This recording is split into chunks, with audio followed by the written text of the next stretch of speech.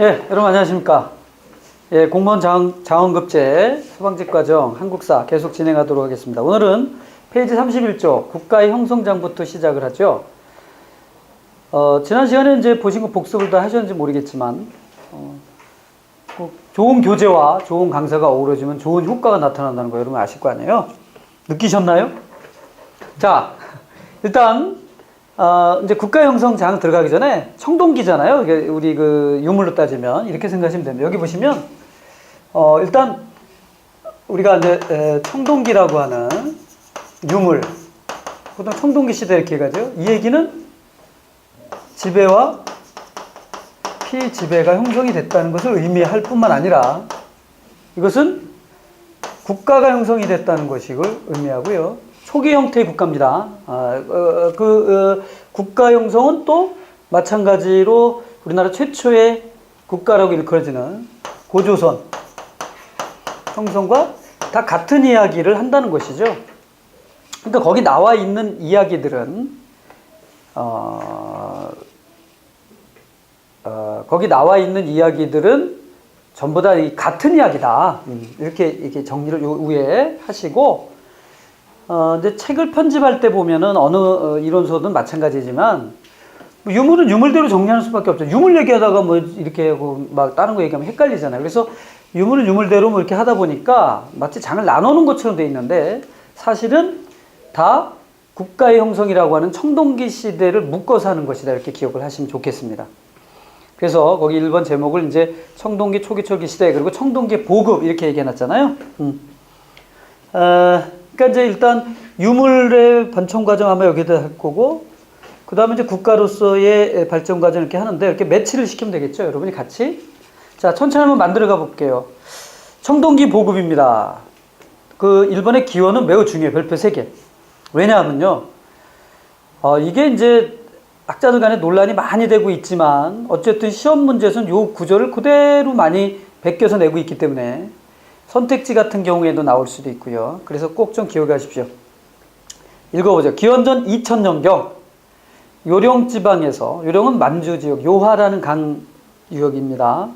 청동기 문화가 유입되면서 빗살무늬 토기를 대신하여 덧띠 새김 무늬 토기가 사용되었다라고 돼 있죠. 그러면서 청동기, 그러니까 시기는 기원전 20세기 정도 되는 거예요. 옆에 덧띠 새김 무늬 토기 이렇게 사진 넣어놨는데요. 그래서 특징은 우리나라 청동기는 주석만 합금되어 있는 중국과 달리 아연도 들어있고 동물 문양을 사용해 있어서 북방 시베리아 계통의 영향을 받은 것으로 보입니다. 그 영향은 뭐 이제 지배 피지배가 나타난다고 하는데, 결국 뭐냐? 청동기의 편년이 이제 기원전 한 20세기 정도까지 갔다는 얘기인 거. 이게 이제 핵심이 되겠고요.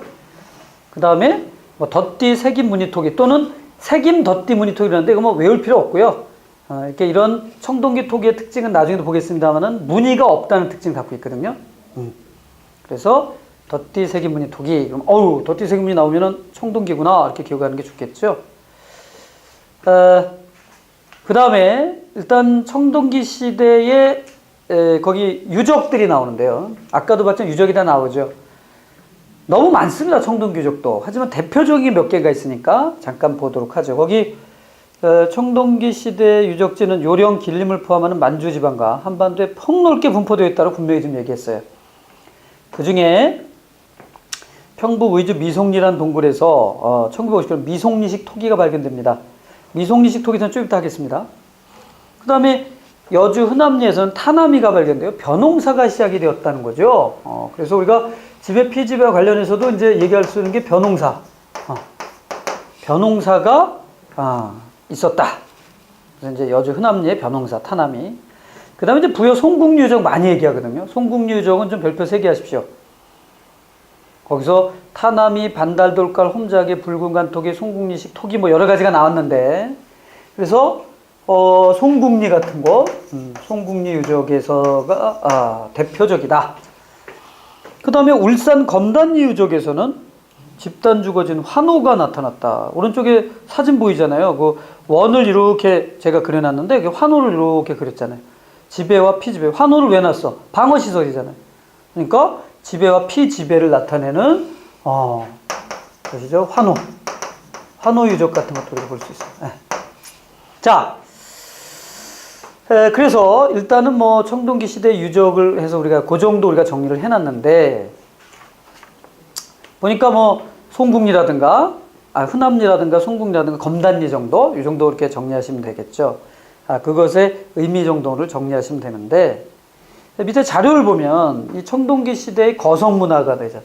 지배 피지배의 성징이 고인돌이라는 게 있어요. 대표적으로 고인돌 같은 게 이 지배 피지배 대표적인 건데, 거성 문화. 거기 고인돌에 제가 사진을 넣어놨는데요. 북방식 고인돌을 탁자식 고인돌이라고 합니다. 그리고 남방식 고인돌, 이렇게 두로 고인돌은 이렇게 크게 보면은 두 개 정도의 구분을 하게 된다는 거죠. 그 밖에 돌널 무덤과 선돌 같은 청동기의 대표적인 유물들을 거기다가 소개하고 있습니다. 청동기와 관련해서 밑에 거성문화 관련해서는 밑에 설명해 보니까 유네스코 세계 문화유산으로 돼 있죠. 즉 무슨 얘기냐면 이 청동기는 지배 피지배의 상징물인데 이게 전 세계적으로 나타나는 게 아니라는 겁니다. 이렇게 생각하시면 돼요. 전 세계에 있는 고인돌의 약 한 70%가 우리나라에 있다. 한반도에. 세계적인 고인돌 강국. 뭐 이런 말을 써도 될지 모르겠습니다만은. 그만큼 우리나라만의 독특한 문화적 요소가 많다라고 봐야죠. 물론 이제 만주 지역에서도 이제 이게 나타나고 시베리아 지역에서도 이제 일부가 보이긴 합니다만은, 그래서 유네스코에서는 이걸 세계유산으로. 우리는 너무 많으니까 이렇게 이상하다, 뭐 별로 아무것도 아니라고 생각하는데 그렇진 않고요. 그 다음에 또 지배와 피지배를 나타내는 지금 거기 북방식 거대한 고인돌도 보이지만 조그만 고인돌도 많습니다. 고창 같은 데 가면. 지금 무슨 얘기냐면 지배 피지배만을 상징하는 건 아니라는 거죠. 그래서 세계 문화유산입니다. 대표적으로 지배 피지배가 맞지만 일반인들도 널리 만들어진 형식이었기 때문에 고인돌, 지배 피지배와 관련 있다고 우리가 이제 알아야 될 필요가 있고, 세계 문화유산이 된 이유는 널리 퍼졌기 때문이다. 이렇게 정리하시면 되겠습니다. 자, 그러면 그 다음 페이지로 갈까요? 청동기 시대 유물, 뭐 대표적인 거죠. 비파형 동검이지 뭐.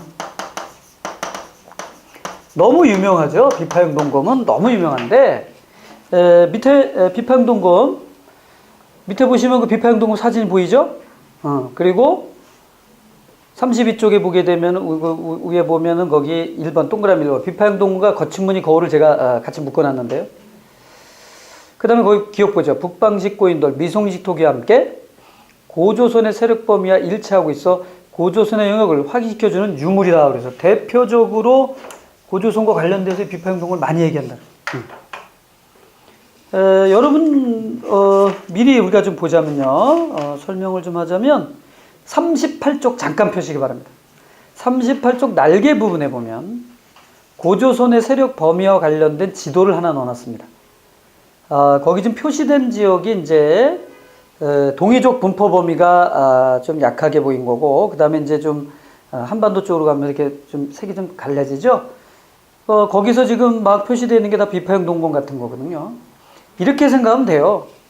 중국인들은 비파형 동검을 한자로도 안 만들었다, 한족은. 이렇게 말하는 게 편할 수 있습니다. 따라서 비파형 동검은 중국이나 우리나라 다 인정을 하는 거예요. 중국인들은 만들지 않았다. 그러면 결국 그 만든 사람은 누구냐? 적어도 뭐 고조선을 만드는 사람들, 뭐 이런 사람들 생각하시면 되겠죠. 그래서 대표적인 유물이니까 비파형 동검. 다시 32쪽 오시기 바랍니다. 그런데 그 비파라고 하는 거는 원래 뭘까요? 이 비파는 원래 따지면은 악기죠, 악기. 중국의 악기 형태가 비파라고 하는데 그런 형태로 생겼다 그래가지고 비파형 동검의 이름을 붙였습니다.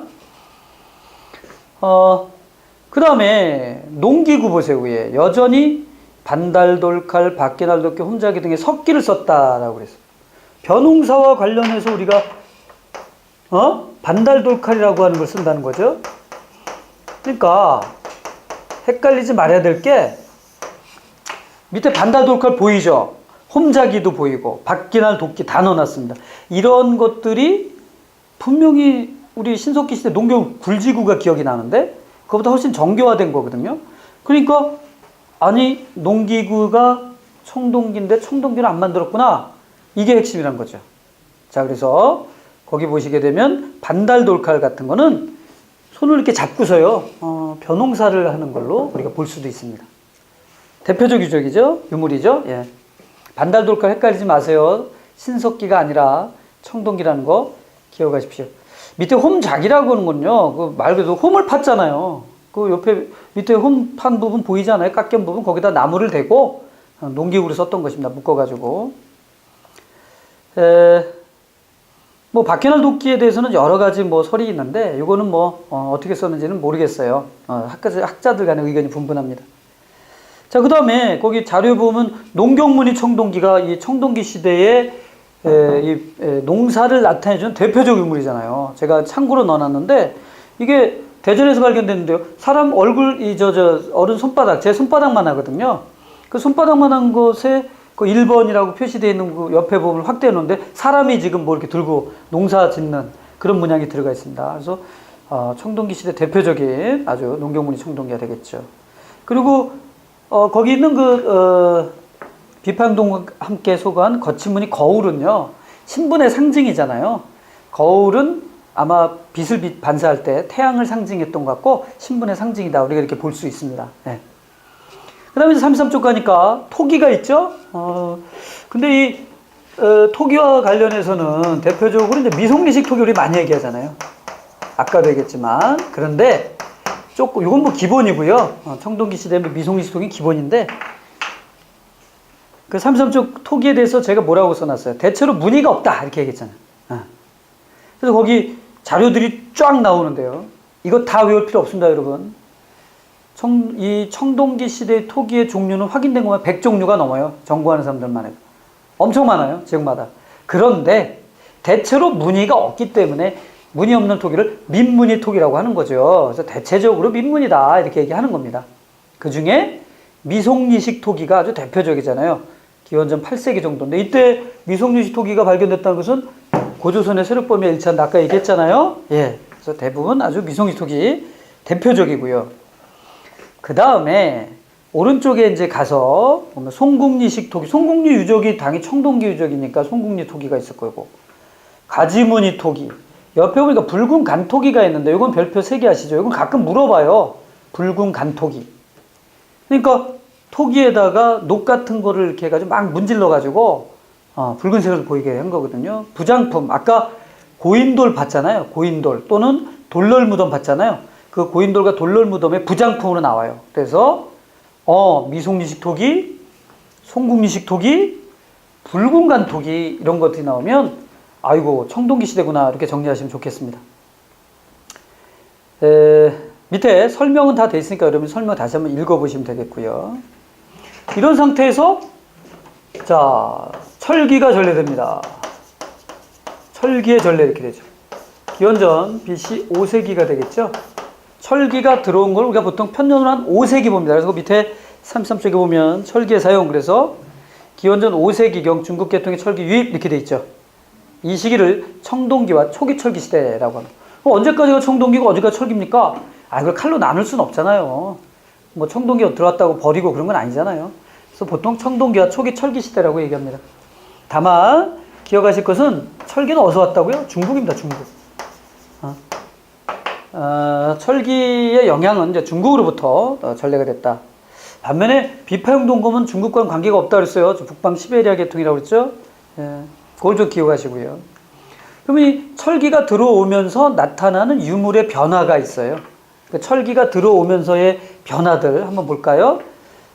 유물 거기 보세요. 철기와 함께 중국으로부터 왔다는 증거입니다. 명도전, 오수전, 반량전이 출토됐고요. 창원 다오리에서는 붓이 발견됐고요. 철제 농기구가 제작됐다고 할 수 있는 철제 농기구들이 나오죠. 그 다음 페이지 보면 명도전과 오수전, 반량전 넣어놨어요. 이 중에 반량전은 진시황이 만든 거고요. 오수전은 한나라 무제가 만든 거 아니에요? 근데 여러분 이 오수전 같은 경우는요. 동북아시아에서 아주 오랫동안 쓰인 화폐예요. 무령왕릉이 언제요? 무령왕릉이 5세기 아니겠습니까? 5세기에서 6세기죠. 6세기에 그 무령왕릉에서 이 오수전이 나오거든요. 그러니까 상당히 오랜 기간 동안 화폐를 쓰였다는 걸 알 수 있는데 중국의 영향이죠. 이런 게 들어왔다는 거는 철기가 같이 들어왔다는 거예요. 그래서 그렇게 기억하시면 되는 거죠. 이런 유물들은 중국으로부터 철기가 들어온 그런 유물인데 중국의 그런 화폐 같은 것도 같이 들어왔구나 기억하시면 되겠고요. 그 삼지사 쪽에 창고란에 보면은 그 창원 다오리 유적에서 뭐 여러 가지 나온 거, 뭐 동검이라든가 철검이라든가 뭐 현악기라든가 뭐 이런 것들 나온 거 제가 써놨는데, 이 창원의 다오리 유적에서 보면은 그 붓과 함께 칼이, 이게 요만한 문방구가 나왔거든요. 붓과 함께 칼이 나왔어요. 그럼 붓은 이해하겠는데 칼은 뭐죠? 지우개 역할. 자, 이 시대는 종이가 없지 않습니까? 나무나 대나무에 쓰죠. 잘못 쓰면 어떻게 돼? 긁어내야죠. 그래서 칼은 지우개 역할에서 그게 세트로 들어있었다. 네. 당연히 뭐 한자 문화권인 중국과의 교류를 얘기한다. 알 수 있습니다. 그 다음에 이제 거기 독자적 청동기 문화 별표 3개 하시죠. 아주 중요한 겁니다. 철기의 전례를 전후해서 한반도 내 청동기 문화도 독자적으로 발전하기 시작한다는 거죠. 기존의 비파형 동검은 한국식 동검인 세형 동검으로 바뀐다는 거죠. 이 비파형 동검이 뭐로? 세형 동검으로 바뀐다는 거죠. 그래서 이 세형 동검은 우리가 보통 한국식 동검이다 얘기하는데, 밑에 보이시죠? 세형 동검. 그 다음에 거울의 모양은 잔무늬 거울로 바뀐다는 겁니다. 왜냐하면 거기 디귿 보면 청동기를 제작하던 거푸집이 출토가 되는 것을 봐서 한반도 독자 청동기 제작 기술의 발전을 보여준다는 겁니다. 밑에 보시면 거푸집이 보이죠. 한반도에서 독자적으로 청동기가 만들어졌고, 그때 이제 주로 세형 동검이 많이 나옵니다. 그래서 세형 동검, 그럼 꼭 아셔야 될 건 철기 전래 이후다 기억하시면 되겠습니다.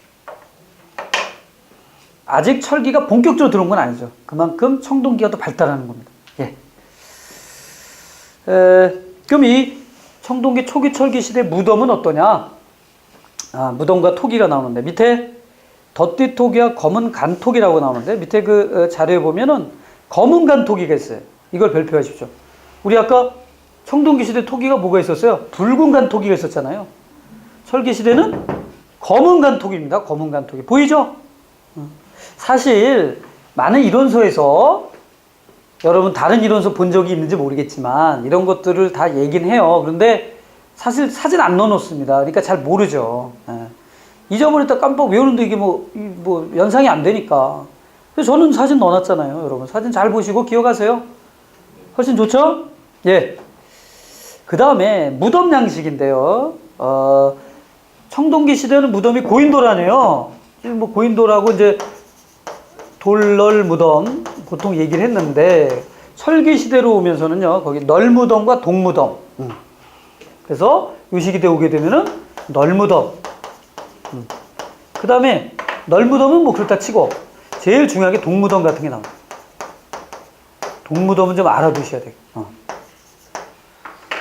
밑에 보시면 그 동무덤 거기서 설명 온감묘라고도 올리며 큰 항아리를 붙여서 관으로 쓴다 그래가지고 지금 동무덤을 넣어놨잖아요. 자, 이런 게 송금리 같은 데서 많이 나왔거든.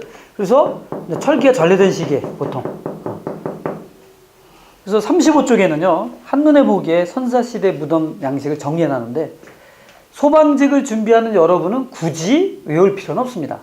다만 옛날에 한 7, 8년 전인데 일행직에서 이런 문제가 나왔어요.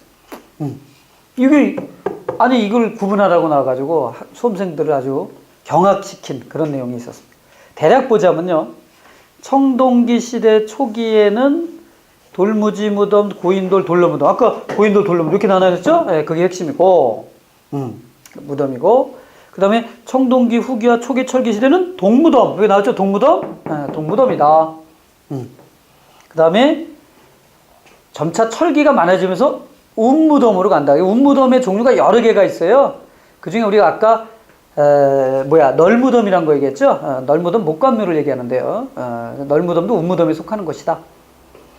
그 밑에 설명문 맨 밑에 운무덤의 형태는 초기 철기 시대에 집중되었고, 이후 우리나라의 대표적인 묘제로 정착이 되면서 지금도 대부분 요새 화장을 합니다만은, 화장하기 전에 이렇게 매장하는 풍습 있잖아요. 그걸 다 운무덤이다 이렇게 얘기합니다. 그래서 이 이후로는 운무덤이란 쪽으로 가는구나.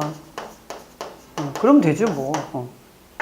근데 이걸 외울 필요 전혀 없습니다. 그냥 청동기 시대에 고인돌, 그리고 초기철기 시대 동무덤. 그렇게만 여러분 기억해 주시면 좋겠어요. 결국 뭐 선사시대의 특징은 구분하는 겁니다. 그래서 어느 시대의 특징이냐고 물어봤는데 그 중에 섞여 있는 것 중에 하나 찾아내야 되는 거거든요. 핵심이 그겁니다. 사실 뭐 제가 한 불과 한 20여 년 전만 해도 뭐 우리나라 뭐 IMF 전이죠. 20여 년만 해도 뭐 전국에 뭐 저게 많다고 그 뭐죠? 무덤이 뭐 너무 많아져가지고 이제 조금 있으면 온 국토가 무덤화 될 것이고 말이지 뭐 난리 났었습니다. 뭐 장묘 문화가 어쩌고 저쩌고 뭐 뿌리 박힌 유교 문화가 어쩌고 저쩌고 그래서 뭐 쉽게 변하지 않을 것이라 했는데 요새 화장률이 90%가 넘어요. 근데 그렇게 된 이유가 뭘까요? 여러 가지가 있죠. 우리 사람들 의식이 깨어서 아니죠. 비용이잖아요. 비용 여러분 비용. 요즘 같은 시대에 이렇게 분묘를 하려면은 뭐 몇천만 원이 드는데 화장은 싸잖아요.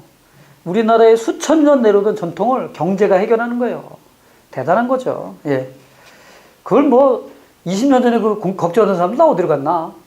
IMF라고 하는 시기 이후에 신자유주의 들어오면서 자본주의화 되면서 모든 게 바뀌기 시작한 거죠. 참 많은 걸 바꿉니다. 그리고 지금 뭐 제사 지내는 풍습 같은 것도 이제 변화되겠죠. 오래 갈 것 같진 않습니다. 자, 35쪽은요, 이제 청동기 초기 철기 시대의 생활과 예술입니다. 그러니까 아예 생활은 묶어서 한번 보자는 거죠. 그래서 일단, 사회적으로는 농업이 발달하면서 잉여 생산을 축적돼서 사유재산제와 빈부이차가 나타나고 계급이 출현하죠. 그래서 지배, 피지배 나타났고, 금속무기의 사용으로 정보 갈등을 활발해지면서 지배자인 군장이 출현한다. 국가가 형성됐다는 것은 군장이 출현했다는 것을 또 의미하잖아요. 군장이 나타났습니다. 예. 군장이 나타났다는 그 얘기입니다. 선민사상이 대두되고 주변을 통합해서 최초의 국가가 성립했다. 고조선. 선민사상. 이러한 최초의 국가, 군장을 만든 최초의 국가를 우리는 고조선이라고 부르고 선민사상 같은 게 나타나죠. 우리는 하늘의 자손이다 하는 것 같은. 경제적으로는 아까도 얘기했습니다마는 일부 저습지에서 벼농사가 시작되는 거, 우리 벼농사 청동기의 대표적 유적입니다. 그리고 3번 철제 농기구를 사용하면서 농업이 비약적으로 발전한다. 농기구는 석기에서 철기로 발전하기 시작하는 게 이제 철기가 전래다. 그러면 이때 오게 되면은 이제 철제 농기구도 이제 이 철제 농기구는 지배와 피지배를 훨씬 더 확대시킬 겁니다. 왜? 철제 농기구 생산력 크게 증가하거든요. 여러분 이렇게 생각하면 돼요. 전근대 시대의 농업은요, 땅을 얼마나 깊게 파느냐에 달려 있습니다. 아까 우리 봤던 홈자기 같은 걸로 땅을 판다고 생각해 보세요. 겨울에 그게 파지겠습니까? 그 얼마 못 들어가죠. 그러나 아무리 겨울에도 꽃갱이 같은 거, 꽃갱이 알잖아요. 그걸로 언 땅도 치면요, 꽃갱이가 부러지지 않는 한 땅은 파여집니다. 물론 효율은 떨어지겠지만. 그러니까 대단한 생산력이죠. 그거를 이제 나중에는 뭐로 하는 거예요? 소가 쟁기로 가는 거지. 그럼 깊이가 더 들어. 사람이 하는 거. 그 다음에 경운기로 갈고. 그 다음에 트랙터로 갈잖아요. 그래가지고 지금 뭐 어마어마하잖아요. 그럼 트랙터보다 더 깊이 가면은 그러면 싹이 나오지 않을 겁니다. 그래서 아마 트랙터가 이제 뭐 최후 단계겠지만 엄청난 변화를 가져온다. 따라서 철제 농기구를 가지고 있는 사람들은 지배, 피지배, 지배자로 등장하는 거죠. 오해하지 마시기 바랍니다. 여러분, 철제 농기구는요, 이걸 모든 사람들이 다, 농민들이 철제 농기구를 다 갖추는 시기가 언제냐? 우리 농업사적에서 봐서는요, 고려 말과 조선 초로 봐요. 그때쯤 돼야 모든 사람, 웬만한 사람들도 다 철제 농기구를 갖고 있는 거예요. 그러니 이 초기의 철제 농기구는 특권의 상징이다, 이렇게 생각하시면 돼요. 아무나 하는 게 아니에요. 예. 그러니까 삼국시대나 통일신라로 가면서도 모든 농민들이 철제 농기구를 갖고 있는 건 아니죠. 부족한 부분은 뭐예요? 여전히 석기나 나무가 쓰였을 겁니다. 이렇게 보는 거예요. 오해하지 마시기 바랍니다. 자, 넘기시면 36쪽 가시면 주거와 생활과 대해서 배산임수 나오죠? 움집이 점차 지상가 오게 된다는 것입니다. 그래서 여기 자료 넣어놨어요. 신석기의 움집과 청동기의 움집의 사진도 넣어놨는데요. 청동기 움집만 잠깐 보면 모양은 직사각형이 되고요. 벼농사 하려면 완전 정착을 해야 됩니다. 1년 내내 거기 살지 않으면 변호사 못해요. 그러니까 이제 신석기는 그래도 이렇게 약간의 이동이 가능했는데 그게 이제 불가능하다는 얘기고, 점차 지상가옥을 하게 되고, 그 다음에 취락을 형성하죠. 왜? 지배 피지배가 점차 형성이 되니까 한 곳에 모여 사는 그런 형태가 된다는 겁니다. 그래서 청동기 시대의 주거 생활이 신석기와의 차이가 있는 것 정리하시기 바랍니다. 그 다음에 신석기 초기 철기 시대의 예술입니다. 한번 읽어보죠. 이 시기의 예술은 종교나 정치적 요구가 밀착되어 주술적 의미를 담고 있다. 뭔가 바란다는 거죠. 이번 호랑이, 말 모양 등 동물 모양의 띠고리 보통 띠고리 장식 얘기합니다. 밑에 보이시잖아요. 이것은 한반도 청동기가 북방 계통을 보여줍니다. 청동기 시대에 이제 띠고리 장식이 나타나요. 부족장들이 있었겠죠. 그리고 울주 방구대의 바위 그림, 별표 3개입니다. 사냥과 고기잡이의 성공과 풍성한 수확을 나타낸 주술적 의미가 거기 바위 그림에 그려져 있죠. 울주 방구대 그림은요, 신석기 말에서 청동기 시대에서 초기 철기에 이르는 아주 대표적인 유적이고, 이 방구대 안각화는요, 보존 문제가 지금 나오고 있잖아요. 우리 가지고 뭐 댐 때문에 물에 잠긴다 그래가지고 지금 난리가 나고 지금 그렇게 되고 있잖아요. 그래서 이 방구대 바위 그림 좀 기억을 잘 하시고요. 고령의 양전동 바위 그림도 있습니다. 밑에 해놨는데, 양전동 바위 그림은 동심원, 뭐 여러 가지 기하학적 문양 이런 것들이 들어가 있어요. 이런 것들 보통 바위 그림이라고 우리가 보통 얘기하죠.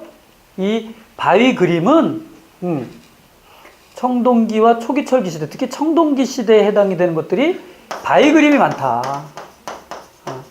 그렇게 기억하시면 좋겠어요. 신석기부터 청동기까지 거치는, 보통 청동기로 우리가 분류하는데 바위 그림들이 있다. 이게 이 시대의 대표적 특징들이다. 기억하시고요. 자, 그 여기까지 해서 지금 유물 중심과 사회 중심을 이렇게 쭉 살펴봤거든요. 그러면 그렇게 유물로 이렇게 시대를 우리가 좀 구분했는데, 그 시대는 최초의 국가인 고조선이 나타난 시기잖아요. 그래서 37쪽은 단군과 고조선이라고 해서 우리가 이제 장을 바꿔놨습니다. 고조선의 건국과 중심지 이동 이렇게 됐는데, 일단 건국 보세요. 중요합니다. 별표 3개. 기원전 2333년 단군왕이 최초의 국가인 고조선을 공개했다. 2333년을 믿을 수 있느냐? 뭐 여러 가지가 나오는데, 여기 보세요. 20세기라고 해 있죠. 청동기 20세기. 그러니까 2000년. 그렇게 기억하셔야 되고, 신화는 그렇게 기록이 되어 있는데 정치적인 군장이 나타났다는 걸로 우리가 봐야 되겠죠? 그런 식으로 이해하시면 되겠습니다. 이 고조선의 기록은 이제 그 동국통감을 기준으로 해서 하는 건데요. 2333년이 그건 몰라도 좋고. 2번. 고조선에 관한 최초의 기록은 좀 아셔야 되겠습니다. 기원전 7세기 제나라에 편찬된 관자라는 책입니다. 고조선은 관자라는 책에 보인다. BC 7세기. 이미 기원전 7세기에 중국인들이 남긴 기록에 고조선이라는 기록이 나오거든요. 거기 옆에 설명 보세요. 중국 제나라의 관련 문헌인 관자에는 돈을 주고 조선에서 반전모피와 모피 의류를 구입해 오자라는 기록이 나옵니다. 조선이라는 게 분명히 들어가죠. 관자는 누구예요? 관포지교 생각나세요? 관중과 포수, 관포지교. 그 관포지교의 중심이 제나라의 재상 관중이에요. 관중의 저서를 관자라고 그래요. 그러니 그 사람이 조선에 대해서 알고 있었다는 거죠. 그런데 이 고조선은요, 우리가 하나 알아야 돼요. 그 중심지가 어디였냐에 대해서 논란이 많죠. 그래서 거기 고조선의 중심지 이동을 제가 넣어놨어요. 자, 핵심 거기 초기에는 요령 지방을 중심으로 성장했습니다. 밑에 지도 잘 보세요. 전기고조선, 거기 요령입니다. 뒤에 대동강역으로 중심지가 이동된 거로 추정됩니다. 후기고조선 이렇게 되는 거잖아요. 네. 그래서 각자 그 자료를 보면 대동강 중심설, 요동 중심설, 중심지 이동설 이렇게 있었는데, 요새는 중심지 이동설이 거의 정설화되고 있습니다. 그래서 전기에는 요령정 지역에서, 그 다음에 후기에는 평양 지역으로 이렇게 바뀌는구나. 밑에 설명 볼까요? 그 자료의 설명. 현재까지 발견된 세형 동검의 80% 이상이 평양 주변에 집중되어 있어서 이 검을 사용하던 시기에는 평양이 고조선의 중심지였을 가능성이 높다. 그러니까 바로 이 세형 동검이 있었던 철기 전래던 시기 때는 중심지가 이동했을 거라 이렇게 보는 거죠. 세용동검의 편년은 BC 5세기 이전으로 올라갈 수 없으므로 철기전래 이후라고 그랬죠. 평양과 대동강유역은 후기 고전의 중심지로 판단이 된다라고 지금 보고 있는 거죠. 그래서 전기와 후기도 나눈다. 그러면 고조선은 어떻게 발전해 갔는가? 자, 고조선의 발전 과정인데요. 주의하십시오. 이 고조선의 발전 과정에 대해서는 문제가 뿔쑥뿔쑥 튀어나올 수가 있어요. 그냥 여긴 제대로 안 하고 넘어가는데 갑자기 뿔쑥뿔쑥 나온다면은 여러분이 좀 당혹스러울 수 있기 때문에 뭐 외운다기보다는 한번 쭉 읽어주실 필요가 있습니다. 자, 볼까요? 기원전 중개서 12세기에 은나라가 망하고 주나라가 들어오는 교체기 혼란과 기원전 8세기 이후 춘추 정국의 전란이 계속되자 중국 내의 동이계 지배층들이 고조선으로 망명하여 고조선 사회가 발전한다. 중국의 영향을 받아서 발전하기 시작하는 거죠. 그래서 처음에는 군장 국가였는데 이제 점차 발전해 가기 시작합니다. 진한 교체기 뭐 춘추 중국에 있어서 혼란기니까 춘추 전국 시대에 이제 영향을 받아서 발전한다는 거예요. 그 발전 보세요. 기원전 4세기 이제 그 자세한 우리가 알 수 없고 문헌적으로 정확히 알 수 있는 기원전 4세기입니다. 요하를 경계로 중국의 연과 대립할 정도로 성장하여 대릉하를 경계로 연과 접했다. 그래서 아까 전기고조선을 보시면 돼요. 그 정도 갔었는데 기원전 3세기 초 연나라 장수 진계의 친위를 받아 약해지기 시작했다. 그러니까 이때 와가지고는 즉 철기가 전래된 이후에 연과 대립이죠. 그래서 축소되는 거지. 영역이 좀 축소되는 게 나옵니다. 이 무렵 수도가 요하 지역에서 대동강 지역으로 이동해 온 것으로 보인다는 거예요. 이걸 가지고 우리가 이렇게 이제 얘기하는 거죠. 기원전 3세기에는 부왕, 준왕 등 강력한 왕권을 형성하여 왕위를 세습하고 왕 밑에 상, 경, 대부, 대신, 장군, 박사 같은 관직을 두어서 상당 수준의 국가 체계를 갖추었다. 그러면 이때는 군장이라고 불렸는데 이때쯤 오게 되면 이제 뭐가 되는 거야? 이때쯤은 왕이라는 체험, 왕이 등장하는 거죠. 설기 시대가 되면서 연과 대립하는 시기쯤 오게 되면 왕이라고 한다. 뭐 부왕이든 준왕이든 이런 명칭이 나온다는 거죠. 그 옆에 보시면요, 요하 지역의 강상무덤과 누상무덤이라는 게 있습니다. 참고 좀 읽어보죠. 요동반도 여대시에 위치한 기원전 8세 7세기경의 고조선 시대 지방 귀족의 무덤입니다. 140여 명의 인골이 발굴되었고요. 그래서 고조선 사회가 노비가 존재하고 순장제가 시행되면 귀족의 권력이 강력했음을 보여주고요. 비파행동검, 거푸집 등이 발굴되어 이 시기에 발달된 청동기 문화를 엿볼 수 있습니다. 그러니까 강상무덤과 누상무덤 같은 큰 그 무덤들이 요하 지역에서도 보였다. 전기 고조선의 특징을 그렇게 보여주는 거죠. 혹시 이런 말 뭐 읽다가 강상무덤, 누상무덤, 고조선이구나. 뭐 그렇게 기억하시면 좋겠어요. 그래서 제가 넣어놨습니다. 자, 넘기시면 38쪽 가시죠. 중국의 사서에 나타난 고조선의 모습입니다. 거기 한번 볼까요? 연나라가 스스로 자기를 높여 왕이 되어 동쪽으로 침략하려 하자 고조선 역시 왕이라 일컫고 계속하여 군사를 일으켜 연나라를 치고 주나라를 존중하고자 했다. 연나라에서는 장수 진계를 시켜 고조선의 땅 2천여리를 빼앗아 만번한으로 국경을 삼았다. 마침내 조선의 세력은 약화됐다. 2천여리 땅이 빼앗겼다는 거예요. 고조선 사람들은 사납고 잔인하고 교만했다라는 기록이 삼국지에 기록이 되는데, 그러면 이 얘기는 무슨 얘기냐면은 이제 이 시기에 진계라고 하는 사람은 역사적으로 다 알 수 있는 사람인데요. 영토가 고조선의 영토가 축소돼서 중심지 이동이 있었구나. 우리 이렇게 얘기할 수 있다는 거예요. 이해되시죠? 자, 그렇다면 우리는 이제 고조선 세력법을 어떻게 정하냐? 아까도 얘기했지만 거기 이제 볼리체만 본다면 비파용동검, 미송식 토기, 북방식 고인돌, 거친무늬 거울 등의 분포를 통해서 알 수 있는데 그 왼쪽에 있는 지도와 같다. 이렇게 정리하시면 되겠습니다. 그 다음에 그러면 이 고조선은 어떤 사회였을까요? 자, 건국 이야기가 많이 된 게 단군 신화잖아요. 이게 단군 신화잖아요.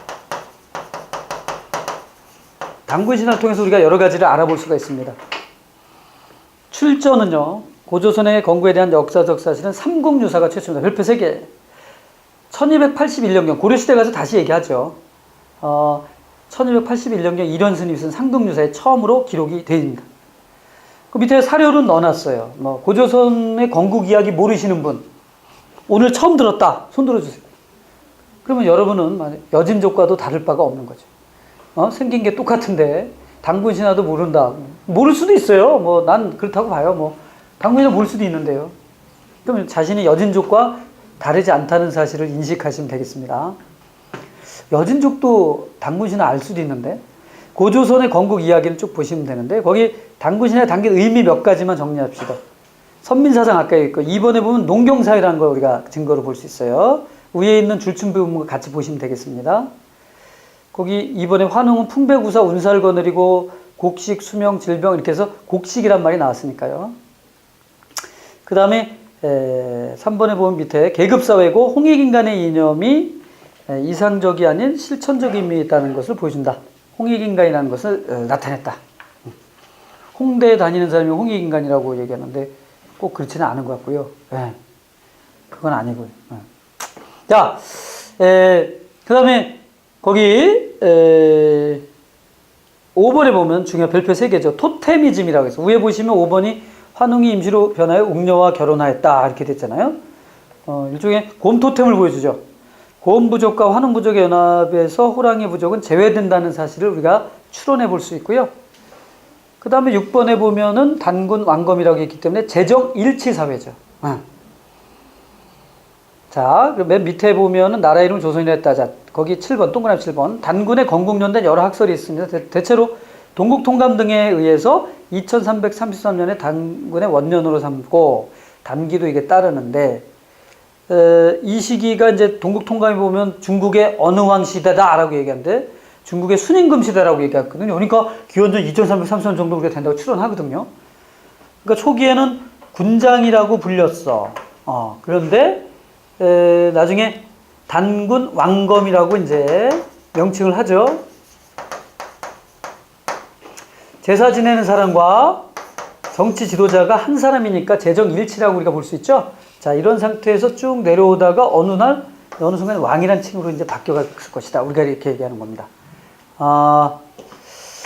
기록에 의하면, 거기 이제 더 이으면 단군 같은 경우는, 1500여 년간 다스리시다가 나중에 신성클럽에 가입하신다고 해서 우리나라에서 가장 오래 제의를 했잖아요. 1500년. 근데 그게 상식적으로 불가능하잖아요. 그래서 여러 단군들이 아마 있었던 걸 얘기할 것이다. 이렇게 보고 있습니다.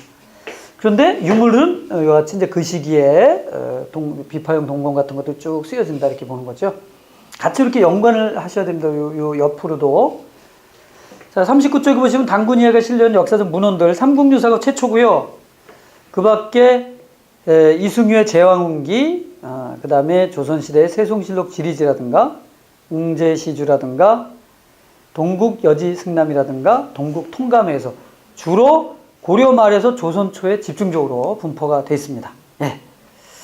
밑에 설명 보니까 삼국사기는 유교적 합리주의 사관의 영향으로 단군신화는 싣지 않고 있다. 나중에 고려시대 얘기하겠습니다만은 좀 알아두시고요. 고조선은 어떤 사회였을까요? 고조사에 잠깐 볼까요? 팔조법. 밑에 사료에 보시면 팔조법 넣어놨습니다. 살인자는 즉시 죽이고 상처 입힌 자는 곡식으로 갚는다. 도둑질한 자는 노비로 삼는다. 여자들은 정조를 지킨다. 이거는 이제 풍습에 해당이 되겠죠. 이것과 관련해서는 나중에 초기 국가에서 배우는 부여의 풍습에 보면 부여에도 거기 법률 4조목이 전하고 있는데요. 살인자 사형에 처하고 가족은 노비로 삼는다. 남의 물건 훔치는 12배로 배상한다. 투기가 심한 부인은 사형에 처한다. 약간 다르죠, 고조선하고. 하지만 살인자는 사형에 처한다는 건 똑같습니다. 그래서 고조선의 팔조법의 영향을 분명히 받았구나. 우리가 이렇게 보고 있거든요. 같이 기록하시고요. 법령의 증가가 있는데요. 그러니까 이거죠. 이 팔조법이라고 하는 게 여기가 이제 우리 팔조법이라는 게 있는데 그 법령이 이렇게 내려와가지고 점차 고조선이 멸망하는 시기에 60여 조가 된다고 나오잖아요. 시간이 지나면서 변한다. 즉 사회가 복잡화된다는 겁니다. 그 다음에 그건 좀 이따 우리가 얘기했고요. 뭐 공우인과 공무도화 같은 거 옆에 놨으니까 한번 읽어보시고 고조선과 관련된 기록들입니다. 자, 그럼 위만조선의 성립, 이걸 한번 우리가 살펴봐야 되는데, 바로 왕이, 요 얘기죠. 왕이 나타났는데, 그 왕에서 대표적으로 위만이라는 사람, 위만이라는 사람이 들어온다는 거죠. 이게 참 중요하다는 겁니다. 자, 배경 한번 볼까요? 기원전 3세기 중국의 진안교체 기울란, 진나라가 망하고 한나라 들어올 때 수만 명의 동이계 지배층이 고조선을 망명합니다. 그 중에 한 사람이 위만인데요. 성립 보자. 기원전 2세기 초 연나라 사람 위만이 일천의 무리를 끌고 망명하자 당시 고조선의 지배자인 준왕이 그를 박사 임명했는데, 세력을 키운 위만은 기원전 194년 준왕을 축출하고 스스로 왕이 되었습니다. 밀려난 준왕은 한강 남쪽으로 내려가 진국, 그때 당시 한강 남쪽을 진국이라고 불렀는데요. 여러 이제 조그만 국가들이 있었겠죠. 세력을 형성해 스스로 한왕이라고 칭했다고 합니다. 그런데 그 다음 페이지를 가보죠. 발전. 위만조선이 수준 높은 철기 문명을 바탕으로 주변의 소국을 복속하고 한강 이남의 진국과의 중개무역으로 강성해지자 중국의 한나라는 고조선 접경 지역에 창해군을 설치하고 고조선을 압박했고요.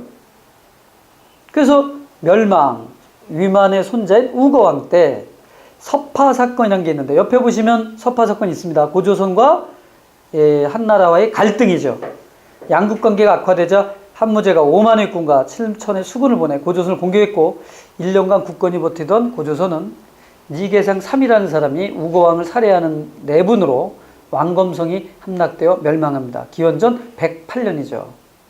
그리고 이 한나라는 관리를 파견해서 그 지역을 직접 다스리는데 그걸 군현이라고 합니다.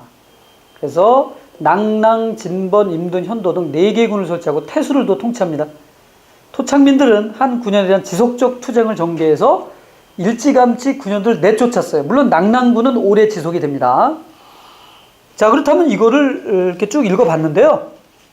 그 위만과 관련해서 핵심은 뭘까? 고발철. 이거 기억하시기 바랍니다.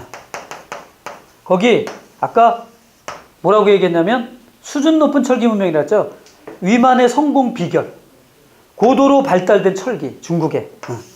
여기 철기가 전려는 건 5세기라고 그랬잖아요. 근데 이 철기보다도 훨씬 더 발달된 철기, 고발철.